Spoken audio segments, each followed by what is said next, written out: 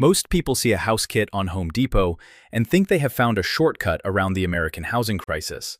A bedroom, a bathroom, a kitchen, a price that starts around the cost of a used truck, and a familiar orange logo that feels safer than a random prefab website.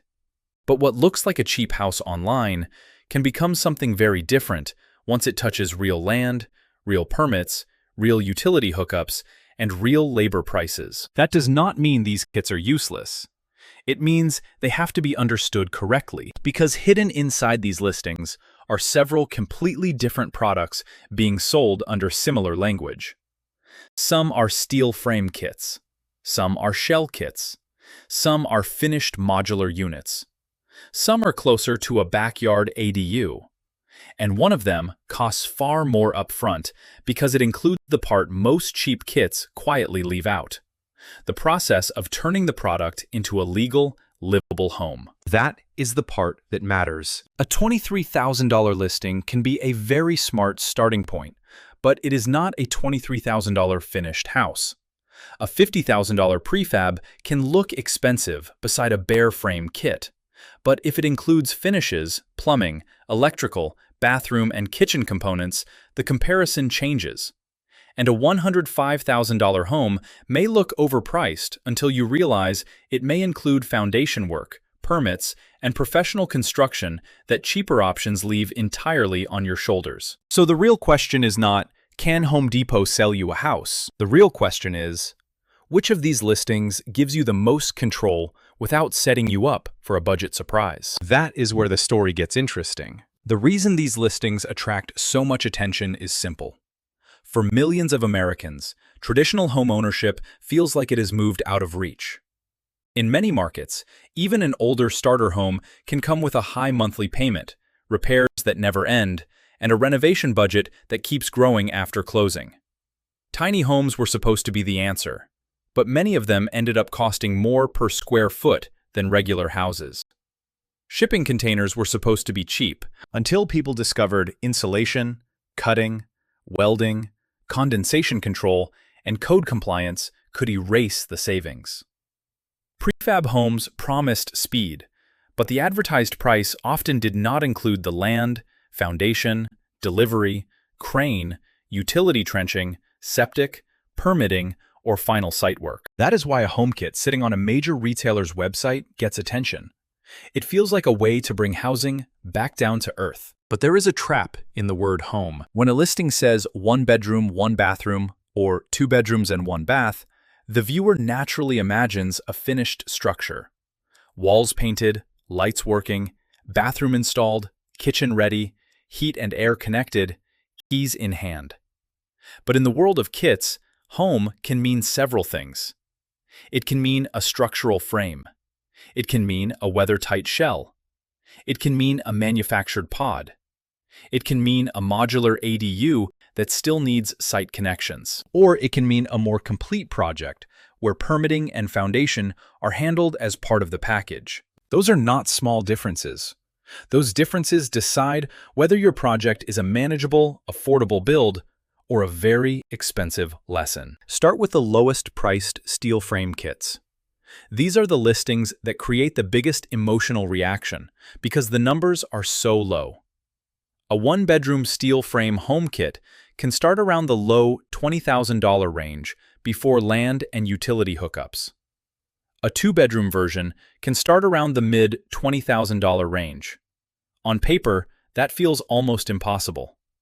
A structure with bedrooms, a bathroom layout, roof framing, wall framing, and engineered steel components for less than many people pay for a new vehicle. But the word frame is the word that controls everything. A steel frame kit is not a finished house.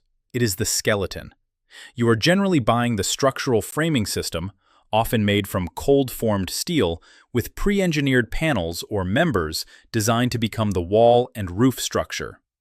That can be a serious advantage because steel does not rot, warp, burn like wood, or attract termites. It can offer long structural life, and depending on the supplier and gauge, it may be engineered for wind, snow, or seismic conditions. But it does not solve the rest of the house. You still need a legal place to put it. You need a foundation that matches local requirements. You need exterior sheathing, weather barriers, windows, doors, siding, roofing, insulation, interior framing where required, plumbing, electrical, HVAC, drywall, flooring, cabinets, fixtures, appliances, paint, trim, decks or steps, utility hookups, and inspections. This is where many people misunderstand the price. The low number is not fake, but it is incomplete. It is the cost of one important part of the project. In the right hands, that can be powerful. In the wrong hands, it can be misleading. For a skilled owner-builder, a steel frame kit can be attractive because it creates a defined starting point. You are not staring at a blank field trying to coordinate every stick of lumber from scratch. The framing package has a plan. The walls and roof structure are designed to fit together. Many components are pre-punched or pre-cut, and the supplier may provide drawings or permit sets depending on the product and service option. That can reduce some uncertainty at the framing stage, but the savings only survive if the rest of the project is controlled. A concrete slab can vary widely depending on soil, frost depth, slope, site access, local labor, engineering requirements, and whether the home needs a simple slab, stem wall, crawl space, pier system, or elevated foundation. Utility hookups can be even more unpredictable. If water, sewer, and power are already nearby, the project is one thing. If you need a well, septic system, long electrical run, driveway, grading, drainage, or transformer work, the project becomes something else entirely, and your county has the final say. That is not a small disclaimer. It is the line between a smart purchase and a kit that cannot legally be used the way you imagined. Some parcels allow ADUs.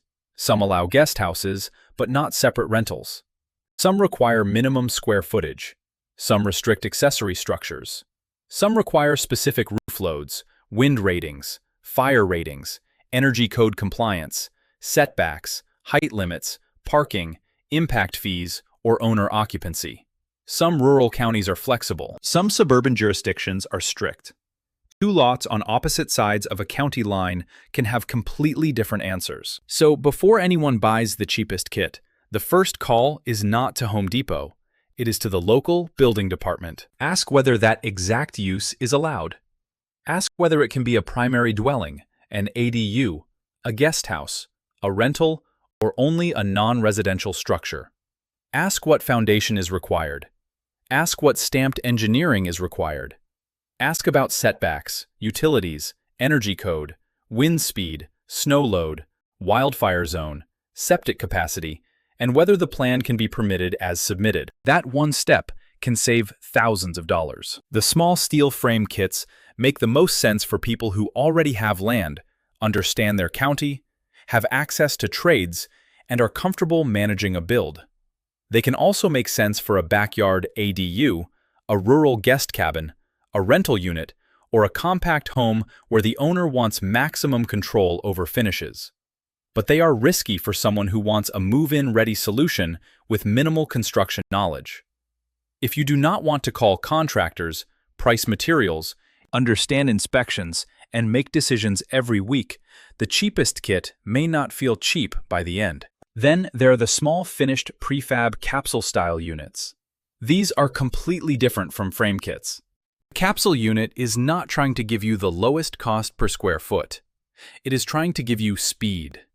Instead of assembling a house from a frame package, a compact prefab pod may arrive mostly or fully built, with a kitchen area, bathroom, wiring, plumbing pathways, insulation, windows, and climate control already integrated. It can be lifted from a truck and placed on a prepared site. For someone who wants a fast backyard office, rental cabin, temporary living space, guest suite, or off-grid style retreat, that simplicity is the appeal, but the trade-off is space. A unit around 133 square feet can be livable for the right person, but it is not generous. At that size, every inch matters. The bed, kitchenette, bathroom, storage, and walking space are fighting for the same limited footprint. It may work for a short-term rental, a hunting property, a backyard suite, or a minimalist person who truly lives small. But for a couple, a family, or anyone with normal household storage, the lifestyle could feel restrictive quickly. And again, the site still matters. Even if a seller says no permit is required in most areas, that does not override local law.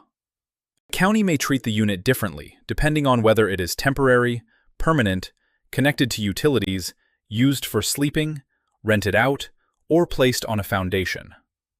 Some places may allow it easily.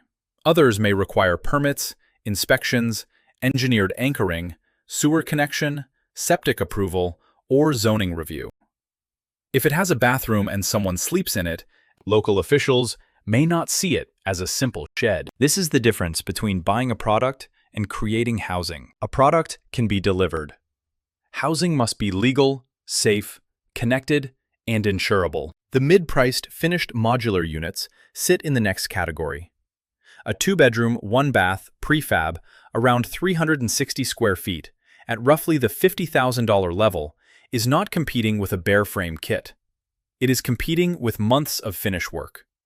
The value is not only square footage, it is the fact that more of the house arrives already decided.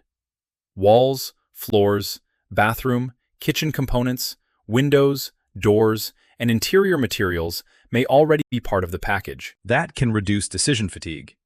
It can also reduce the risk of finish costs spiraling out of control. But it introduces a different risk: quality verification. With a bare frame kit, you choose every finish.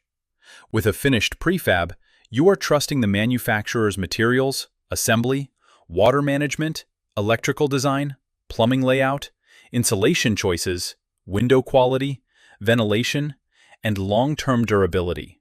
A listing photo can look clean, but the real test is how the unit performs after a hot summer, a wet winter, a hard freeze, or years of renters opening and closing doors. That is why buyers need to look past the pretty renderings. Ask for real installation photos. Ask for a full specification sheet. Ask what is included and what is not. Ask whether the electrical system is designed to meet local code. Ask whether plumbing fixtures are standard US sizes. Ask how the unit is anchored. Ask how it is insulated. Ask where condensation is managed. Ask what happens if a window leaks. Ask how replacement parts are sourced. Ask whether your local inspector will accept the documentation. The cheapest problem is the one you find before delivery. A 360 square foot prefab can be an excellent size for an ADU. It is small enough to fit behind many homes, but large enough to include real separation between sleeping, bathing, cooking, and sitting. It can work for an aging parent, an adult child, a rental unit where allowed, a guest house, or a downsized living arrangement. But the floor plan has to be honest. 2 bedrooms in 360 square feet means the bedrooms will be compact, the living area will be limited, and storage will be tight. That does not make it bad. It means the layout has to match the purpose. If the unit is for short-term stays, 2 tiny bedrooms can work. If it is for full-time living, 1 larger bedroom with better storage might feel much better than 2 cramped rooms. That is one of the biggest